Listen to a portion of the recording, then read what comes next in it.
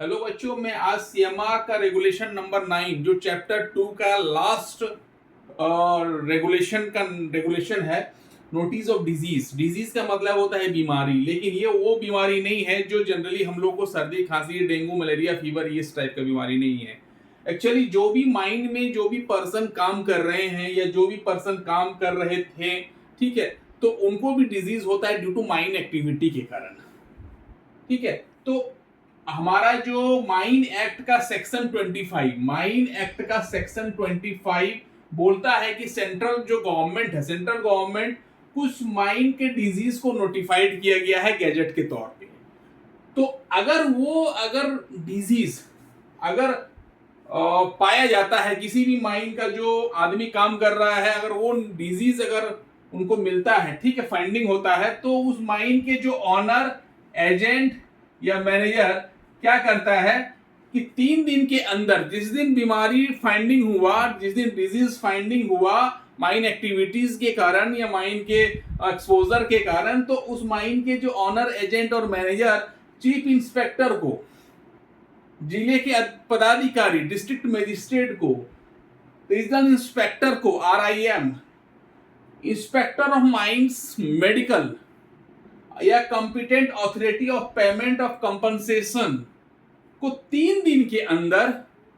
Chief inspector जो भी form को नोटिफाई करता है, स्पेसिफाई करता है, उस फॉर्म में 3 दिन के अंदर नोटिस भेजेगा। नोटिस किसको किसको भेजेगा? CIM को भेजेगा, DM को भेजेगा,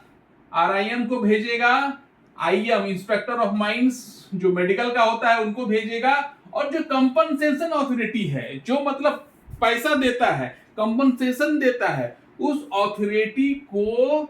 विद इन 3 दिन के अंदर जो चीफ इंस्पेक्टर जो स्पेसिफाइड किया हुआ फॉर्म है उस पे नोटिस भेजेगा। क्लियर? अब वो बीमारी का एक लिस्टिंग हमने इस बोर्ड में लिखा हुआ, वो जो डिजीज है वो किस किस टाइप का डिजीज होता है, ये आपके एग्जाम्स में पूछे जाते हैं। एक क्वेश्चन रहते ही नहीं है, एक इसको याद कर लीजिएगा, इसको रट लीजिएगा, ठीक है आप सभी। सिलिकोसिस, न्यूमोनोकोसिस, मैगजीन पॉइजनिंग, एस्बेस्टोसिस, जो एस्बेस्टस के माइंस में काम करते हैं उस सब आदमी को ये बीमारी होता है। Cancer of lungs,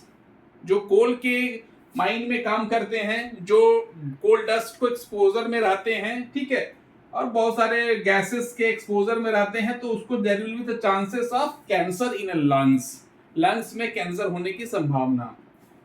noise including hearing loss, ठीक है, नॉइज जैसे कि जो मतलब अधिक ज्यादा जहां पे नॉइज होता है, साउंडी एरिया है, ठीक है, बड़े बड़े मशीन्स चलते हैं अंडरग्राउंड में, और उस एरिया में अगर हम प्रॉपर प्रिकॉशंस अगर हम लोग नहीं लेंगे तो ये बीमारी हो सकता है। ठीक है, उसके बाद अगर केमिकल कोई, क्योंकि हम एक्सप्लोसिव यूज करते हैं या डिफरेंट टाइप्स के हम लोग केमिकल्स यूज करते हैं माइंस के, अंडरग्राउंड माइंस में हो चाहे ओपन कास्ट माइंस हो, तो केमिकल के रिएक्शन से है ना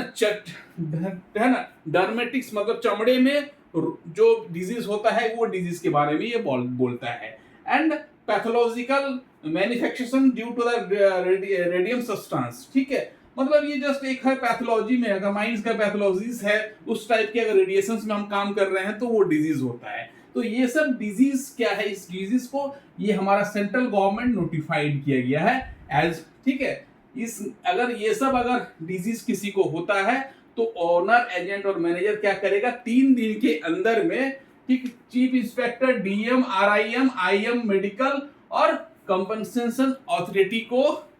चीफ इंस्पेक्टर द्वारा स्पेसिफाइड नोटिस फॉर्म में देगा। आई होप कि ये वीडियो क्लियर हुआ होगा, ठीक है, तो आप सभी लाइक करें और शेयर करें।